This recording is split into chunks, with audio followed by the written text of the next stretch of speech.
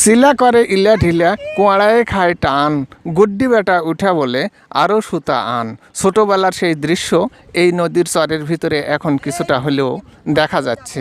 আসলে ঘুড়ি উড়ানোর জন্য উপযুক্ত পরিবেশ এবং ফাঁকা জায়গা এই চরের ভিতরে, কোনো কারেন্টের তার নাই, ঝুটঝঞ্ঝাট নাই এবং কেউ নিষেধ করার নাই কিংবা আবাদ ফসল নাই।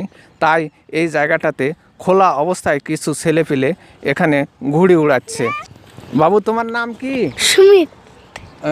এখানে কতদিন থেকে ঘুড়ি উড়াচ্ছ? কিছু সময় না? তোমার নাম কি? রিক। নাম কি? রিক। কোন ক্লাসে পড়ো? 1।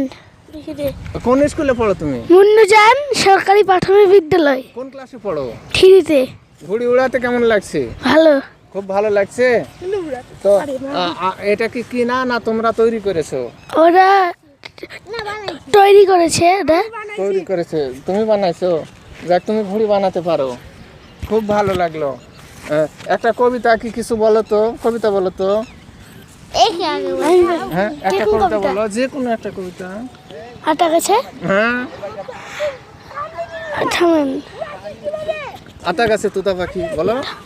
ইতল বিতল গাছের বাটা, গাছের তলায় ব্যাঙের ছাতা, বৃষ্টি পড়ে ভেঙের ছাতা, ডুবাই ডুবে ব্যাঙের মাথা। খুব ভালো লাগলো, তুমি একটা বলো। হ্যাঁ। হুম,